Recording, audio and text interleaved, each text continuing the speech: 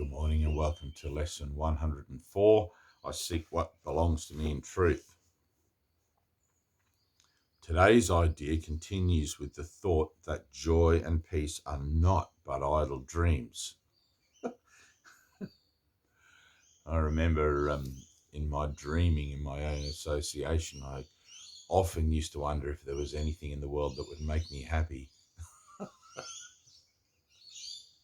And I tried many times and many things to find that niche or that person or that preoccupation or whatever that would bring me that happiness and that joy, and thankfully failed because it's not out there, it's in here.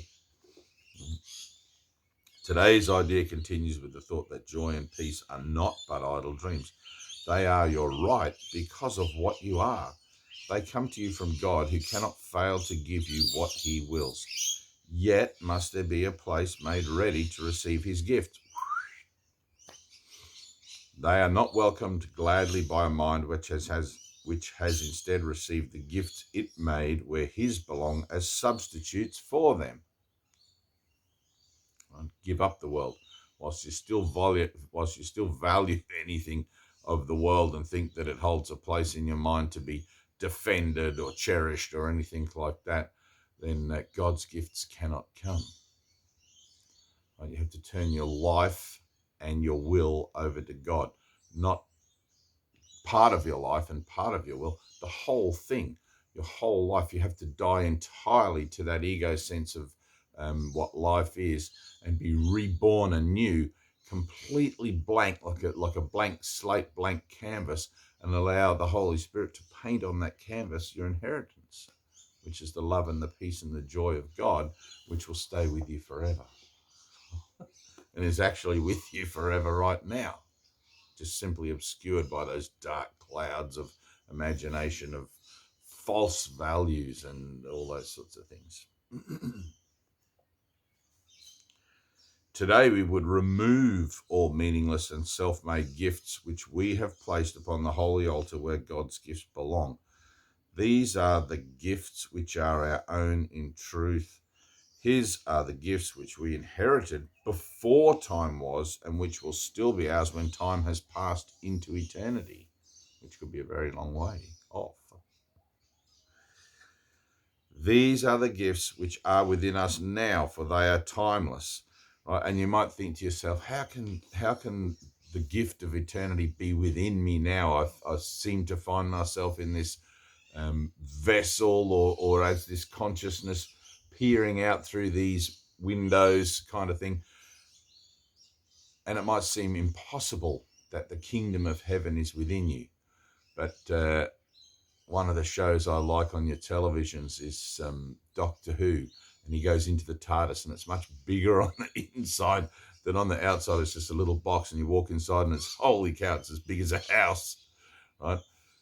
Don't limit the nature of the divine, how would I phrase it? The divine expression of God. It's like in the Bible, Jesus says, my Father's house has many mansions. Okay. You are the kingdom of heaven. God's creation is you. There is nothing more valuable to God than you. But sort of, you've limited yourself, or I should put my finger here. I've limited myself to an idea about myself. Let's say I'm playing a game of divine hide and seek, where I'm hiding like this and like pretending that I don't know what everything is. This experience of life, leaves and trees and birds and things like that, it's like, why does it look like this? You know, life is incredible.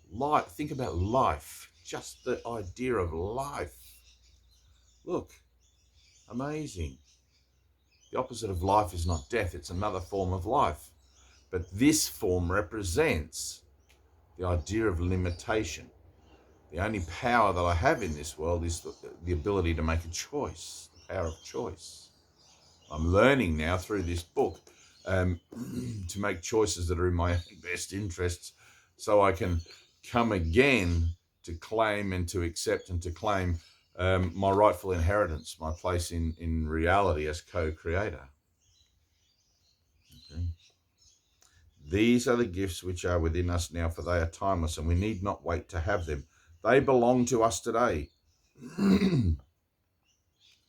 Therefore, we will to have them now, and know in choosing them in place of what we made, we but unite our will with what God wills and recognize the same as being one.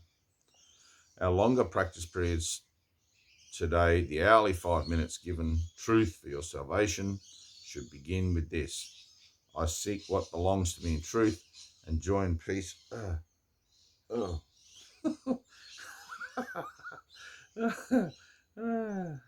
you.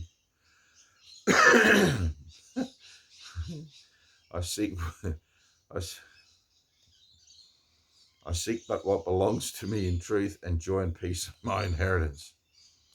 Then lay aside the conflicts of the world. Ready? Then lay aside the conflicts of the world that offer other gifts and other goals made of illusions, witnessed to by them and sought for only in a world of dreams.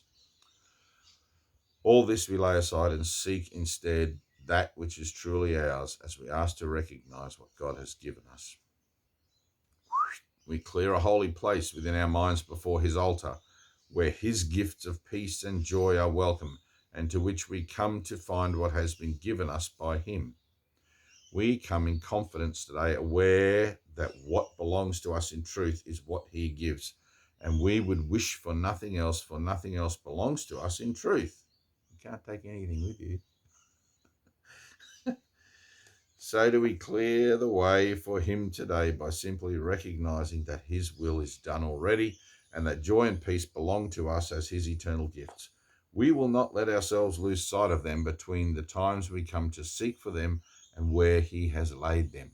This reminder we will, rented lips. This reminder will we bring to mind as often as we can. I seek but what belongs to me in truth. God's gifts of joy and peace are all I want.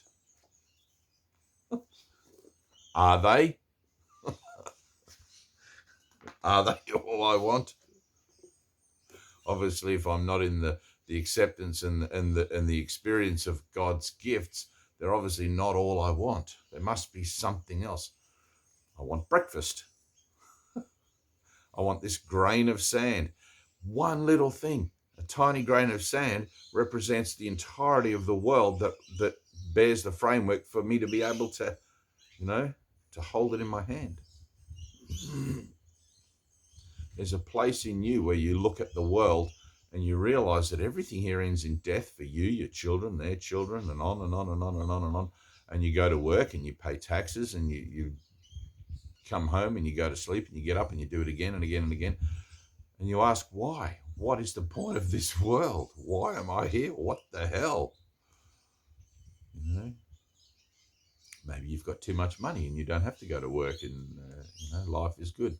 But money doesn't buy you happiness, and I'm sure you know that.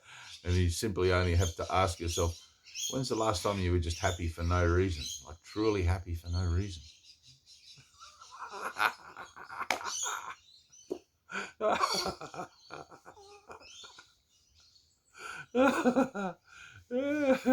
Can you even remember?